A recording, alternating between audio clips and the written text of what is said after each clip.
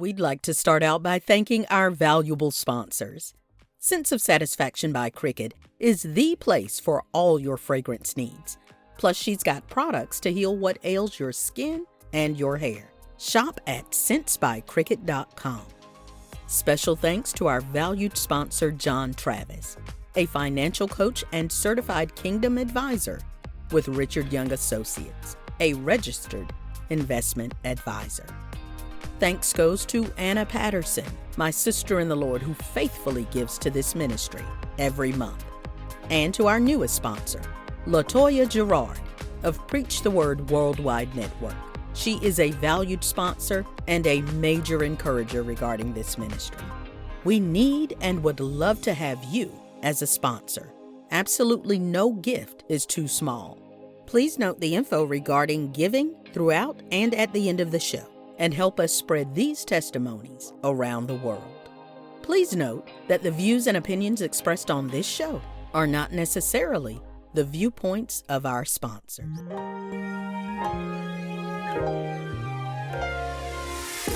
It's time to hear the story, make the connection, learn the lesson, and gain the wisdom. Are you ready? Let's get charged and be changed. The Sister Speak Brother Break Show. Conversations on grace, healing, and deliverance. This is Marcy Bush. Come on, let's journey together. Yeah. And the beautiful thing, they still had a relationship with their mom. Yeah. All the time. Still had a relationship, but you became their father. Yeah. And that is amazing on both parts. Because, like, again, God had to orchestrate it. Yeah. Because it's not natural. It's not normal. Yeah. So God did that. So as you're raising them, and like I say, it's changing your life. It's changing their life. It's a sacrifice, but a joy. Yeah. And so you're still at the middle school. Yeah. Then how do things change? How did it, because I know Troy started dating. So what did all that look like for you on the father side of it? New. Brand new. Because now I got to go to Bishop with all of these different questions. I remember Troy coming to me and asking. He wanted to spend the night. And I kept saying, no, okay, we don't do no spending the night. We don't do no, you got to stay here. And I remember, because Dan got to the point where now he's getting mad because I'm saying, oh, you can't spend the night. I remember going to Bishop, and I said, Bishop, Troy keep wanting to spend the night in different places. I said, because of my childhood and because of different things that happened to me in my childhood, I don't trust people. He said, well, Doug, what you're going to have to do, because you can't keep telling him no. You're going to have to trust what you put in him and how you're raising him and how you're teaching him. And if he gets to the point where stuff is not right, he'll call you and you can just come by and pick him up. Because you're going to have to release him. Because he got to be able to spend the night some places. You holding him too close. And he said, and then he said, but I said, but Bishop Troy don't know that. He said, but you're going to have to tell him. He's thinking you being mean and just saying no. He don't know your life. So I said, okay. So I go to Troy. I said, so Troy, some of the reason, man, why I'm telling you can't spend the night, because now I'm in this role because I'm raising you. Yes. It's, you're mine. So some of the reason, man, why I'm not allowing you to spend the night is because I had some issues coming up when I was a teenager. So he was like, well, I didn't know that. I thought you was just being mean and don't want me to go nowhere. I was like, so man, he was like, so I won't ask. I said, no, I've spoken with Bishop and I got to be fair. I said, you know what I don't taught you? I'm here for you. If you get to a place and it's not right, call me and I'll come back and pick you up. So, okay, yes, you can spend the night. I just got to talk to the parents to make sure it's okay with them. So I started releasing him. Now, like you're saying, now he's driving. We did all of the stuff that we need to do to get his permits. He's driving. We we did what we needed to do, found him a little car for $2,000. Okay. Okay. So he's driving and he's dating. Mm-hmm. And he would say, can I pick up Charity? She goes to the church. I'm like, I know Charity. She goes to the church. So now everything is like, oh. Okay. So Troy's wanting to date. He's talking about going to get Charity, and you're like, So then I'm saying, okay. So I talk with Troy, because Bishop said, you taught him, you're gonna have to trust what you put in him. Mm-hmm. So I said, okay, Troy. He was like, so can we go? I said, okay. I said, I'm gonna say yes because I trust you. Mm-hmm. Just be respectful and do the right thing. Right. So that's how I started allowing him to go pick Charity up. Okay. So was Holly still there then? Yeah, Holly was still there. Okay. Because at some point, did Holly moved and Troy stayed? Or Holly stayed there too? No, Holly would move when he didn't like, because Holly's older now. Holly's in high school. Holly would get, and if he didn't like the rules, he would get mad and be like, well, I'm going to stay with my mom. I said, okay. So he went, then he get down there in like 2 days. Can I come back? Okay, Holly, because all you got to do is obey the rules. Right. Well, then Holly started doing this in and out. So it got to the point where I said, so Troy, I'm finna talk to Holly. Holly has left again. And this time, Holly can't come back until Bishop say he can come back. So let me let Bishop know what's going on. Because you can't. Because that does something to you. In and out. Yeah. So I talked to, I said, so Holly, he was like, can I come back? I said, not until you go talk to Bishop. I said, you need to go talk to Bishop and let Bishop know what you got going on. And then if Bishop say, you can come back, then I'll let you back. He left, went on up there. Troy, take me up to Bishop house. So he go to Bishop house. I don't go to Bishop house. Right. So he have a conversation with Bishop. Comes back and said, okay, Bishop said I can come back. He said I can come back. He talked to me, he said now, but he did tell me, he said that I do got to make decisions. I can't get mad because I don't want to obey your rules. And then I leave. Right. And then when I realized that I need to come back, then I'm asking you to come back. He said, so he told me I got to either be in or be out. Right. So I looked at Troy. I said, Troy, you took Holly up to Bishop. He said, yeah, I did. He said, Bishop talked to him. And Bishop said that to let you know that he said he can come back. I said, okay, Holly, this is the only reason why you coming back this time. Because you can't be in and out. You're going to have to make a decision. Right. He said, I understand. So later, as time went on, one of his sisters was in the Navy Academy. So we had already bought Troy a car.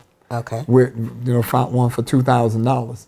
And I think she was graduating from the Navy Academy somewhere in New Jersey, I think. Okay. Now, watch this. This is the type of relationship, and I didn't know it, Marcy, that me and Troy had. Troy gets up there to the graduation, and I think it was in New Jersey. He calls back and said, Doug, I met my dad. I said, okay, man, that's good. Because Bishop had already had a conversation with me. Okay. Said, Doug, now what you doing with Troy and Holly is good. But if their father ever want to spend time with them, you back up. Okay. See, so we've already had that conversation. Okay. So I said, okay, man, that's good. That's good. He was like, so I was wondering, my dad wants to send me some money. He said, I'm up here in New Jersey and I met my dad. He want to send me some money and buy me a car. So I said, okay, man, that's good. Because Bishop don't taught me. Right. I could have been on the phone. Well, I've already got you a car. No, Bishop already taught me. Right. Move back if that dad wants to spend time. I said, so Troy, that's good, man. I'm glad you met your dad. And if he want to buy you a car, he said, so I called to ask you, is it okay when I come back, he going to send me some money? Is it okay? Now, I don't know we got that type of relationship. Right. Right. Because Troy could have just said, oh, yeah, you my dad and you want to buy me a car. Oh, yeah. Right. He calls me to make sure that's okay. That's good. And I said, okay, man, yeah, that's fine. And then, so when he comes back, I said, so Holly, what we'll do, when Troy dad sends him the money, we'll just give you Troy's car. Okay. That we bought for Troy. Right. And then when Troy dad sends the money, we'll go look for the car. Right. Sure enough, he wasn't just talking. Okay. Later on, he sent Troy some money. I said, okay, Troy, this is how much he sent. So you start looking for a car. You know what the price range is. So Troy found the car. Okay. And so I said, so let me talk to him. So I said, you stay out here. You want this car? He said, yeah. So I went in. I said, okay, sir. My son is 16, 17 years old. I'm not. I'm not 16 or 17. I said, so what kind of deal you finna give me? So he was like, oh, okay. Because we had told him 4,000. I said, so no. Well, now, got in the car, we went to the bank to see how much the car was worth. The car was worth, Troy had the money. So I said, so we'll buy it for this price. Okay. So the guy said, okay, we got a deal. Okay. We got a deal. So we ended up getting Troy the car with the money that his dad sent them. And we ended up passing the other car on to Holly. Okay. And I stayed out of the way. Anytime Troy's dad wanted to talk to him. Right. Because one time I think Troy said, I'm going to go and see, my dad is wanting me to come see him. So I said, okay, man, that's good. That is good.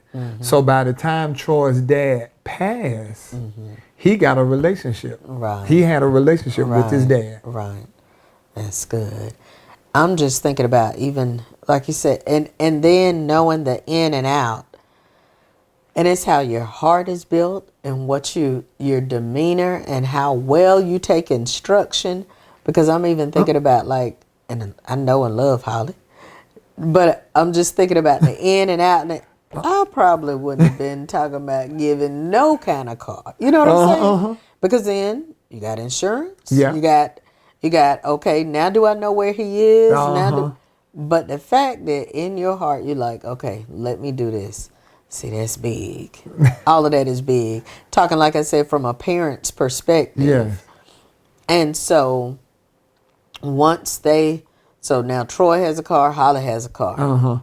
It's still you and your mom. How was your mom moving through as they grew up? Because dealing with a 12-year-old and a 10-year-old versus high school boys, that's different. So now, how was it for your mom? My mom loved it. Because there was times I was putting Holly on punishment, and she was like, don't put him on punishment. So basically, my mom was being the grandparent. Okay. That side, when Bishop would say that soft side, so she was always on Holly's side. Okay. So she loved it. Okay. Okay, that's good. That's good. Because like I said, the dynamics in the house, but that's so good. Because now watch this. Show you how much my mom loved it. Holly went with somebody, and they had a 4-wheeler. Holly came back and said, Doug, can we get a 4-wheeler? And I'm like, oh, no, we got this car insurance and that car insurance. I said, no, Holly, right now I ain't got no money for no 4-wheeler. So my mama heard him and said, what do you want? I said, Mama, he talking about a 4-wheeler. I ain't got no money for no 4-wheeler.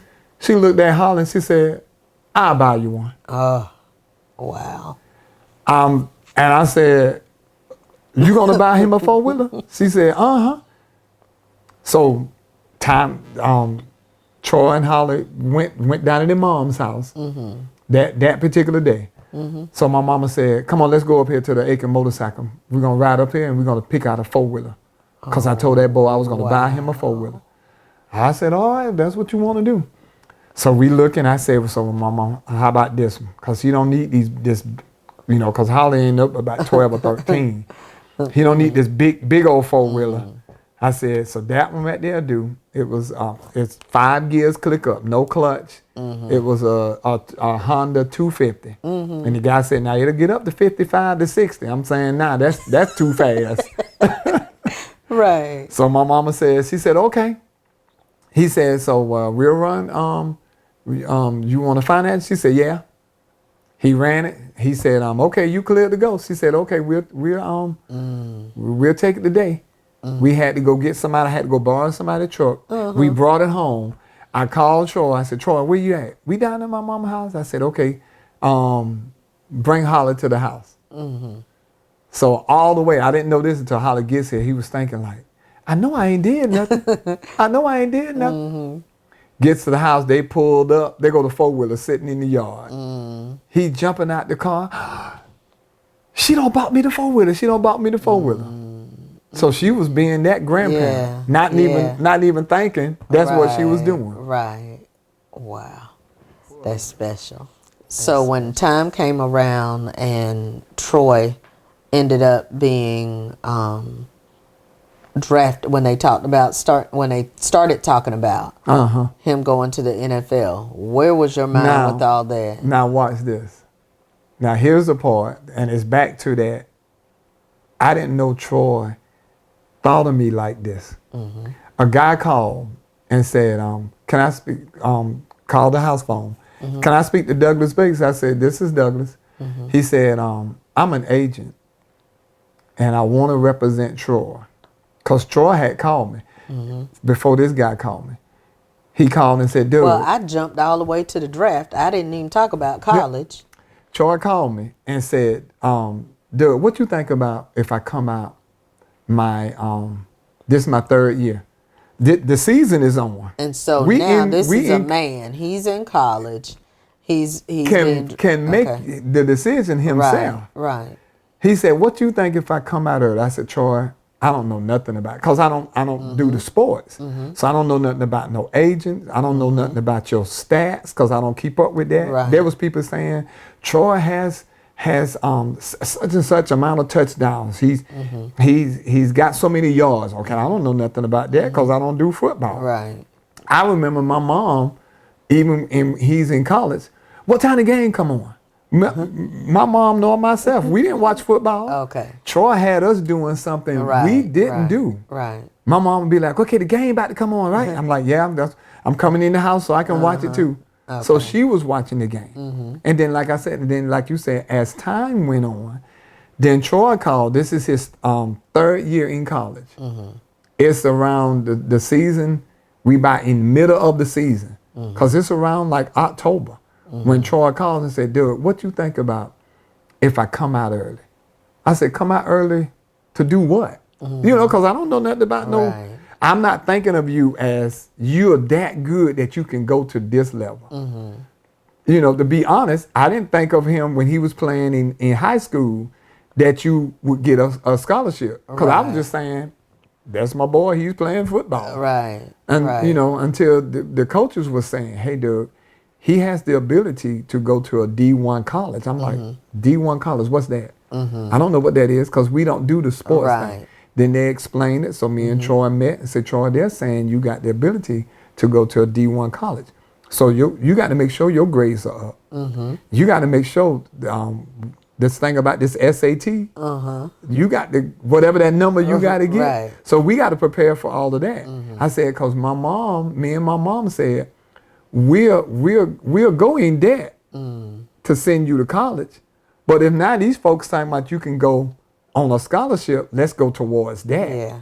So he buckled down and did what he needed to do to get the scholarship. He got it. So then this third year, he's like, what you think if I come out early? I said, so man, I don't know nothing about that. So let's just go finish the season out and let's see how it goes. Well, as time went on, this guy calls and says, I don't know who you are, but this is what Troy says. He's not going to do nothing unless you said it. So I'm like, because Troy had already called me about what I think about coming out early. Right. So I'm like, I don't know, man. So I talked. I said, so he was like, so I would like to meet with you. So I said, oh, okay. So Troy called and said, so can you come to Columbia? so you can meet this guy. Right. So I'm like, yeah, I'll come to Columbia. Mm-hmm. So we get to Columbia, me and Celeste, one of his older sisters. Uh-huh. So we get to Columbia. This guy says, I'm here to answer every question you got. So I said, okay. I said, so if Troy signs with you, because that's what you an agent, Troy signs with you right now, and the draft takes place, and he don't get picked, because I got questions. Right. Can he play football in there? He said, no, sir. As soon as Troy signs with me, I'm his agent, he no longer has a scholarship. Okay. I looked at Troy, I said, Troy, you know this information? He said, yeah, the guy told me, the guy has already told me everything. He said, so basically what he's telling you is telling you everything I've already asked. He's reassured me that if I sign with him, my last year, I can't play. Now, I no longer have a scholarship. Right. I said, okay. So Celeste, she started saying, she had more questions. Because Celeste was more on the school side than I am. So she was like this and that. So the guy answered the question. So Celeste was like, I don't know. So Troy said, so what you think? I said, so Celeste, this is life. I said, the only thing we can do is we got to support him. So Troy says, so you okay with it? I said, Troy, if that's what you want to do, man, all we can do is we just going to back you up. Because you're saying this is what you want to do. Yes. Why would I get in your way? You understand everything this guy is saying.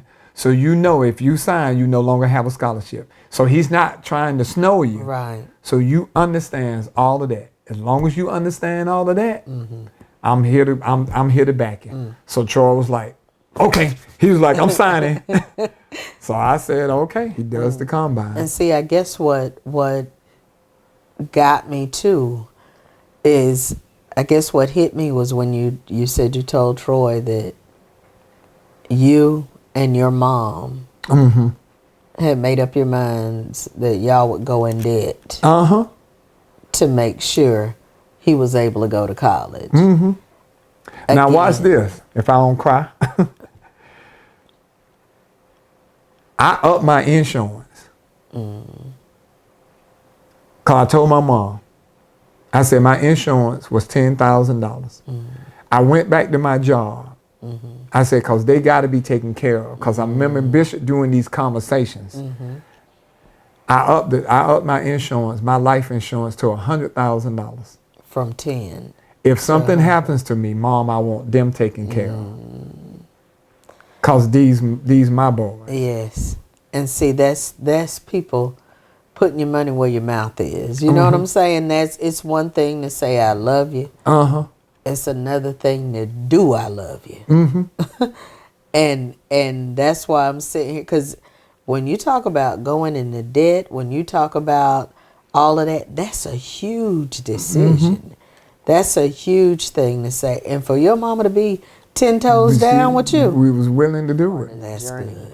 But I realized I jumped over something that had been in my heart to ask about your relationship with Christ and just some of the encounters that kind of cemented you in this thing. Some of the encounters that changed your life and that you can look back over. Yeah. Do you remember the first time you really felt the power of the Holy Spirit? Now watch this. In church, thinking that, okay, God, you love me regardless. And I've learned that from Bishop about memory. And that's what's really this morning. That's what I had a memory. And that's what keeps me. Like even like now, by me being a foster parent, when they're calling me about different kids, I got memory that, okay, God, you gave me a chance. And that's what Bishop teaches us. And so I give them a chance. Now, if it work out, it work out. If they don't take the chance, then you know that's on them. Yes. But when I do those encounters and it's memory, Marcia, I done been on my lawnmower, cutting the grass, and then just started looking at, and you gave me all of this, and I was messed all up, and and you still entrusted me. You still allowed this purpose, this call that you placed on my life. You never said no. I done been on my lawnmower crying, going around cutting the grass, and having encounters. Yes. And I look, you know, even like with the home that Troy bought, I'm like, and you gave me this, God. Just having encounters. Right. So, and knowing, like you said, the encounters are much more than just in church. Yeah. Much more. There's those personal encounters. There's times I say this when I'm in church, and then I get crazy. I say, God, they catching up with my house praise. Right. Y'all. Right. No, I do this at the house. You catching up with my house praise now, and that's Right. pulling me because I do this at the house. Yes. And, you know, in there cooking, and then you think about, and I got stuff to cook, and I don't develop a saying, and this is what I say. I said, you know what, God, Bishop don't ruin me, and this is how he don't ruin me.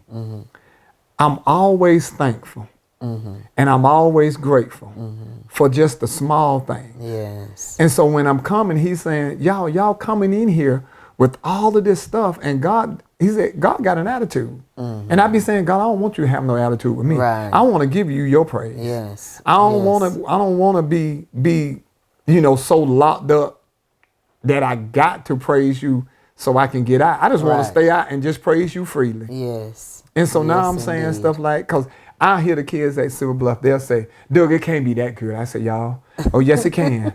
Oh, yes, it can. I said, I ain't saying everything going all right. I ain't saying everything going like I wanted to go. Right. I said, but I'm still moving, y'all. Yes. I said, let me show you how my pastor don't ruin me. Y'all talking about, y'all ain't got the money for this, y'all ain't got the money for that. I can do this, y'all, on my own. Okay. I said, my pastor has ruined me when I can just. Thanks so much for joining us today. If you've been blessed by today's show, feel free to let us know. And if you'd like to sow into this ministry, become a sponsor, or contact us, you can reach us at 803-221-0169. Or you can email us at the SSBBshow@gmail.com. Let's continue this journey together.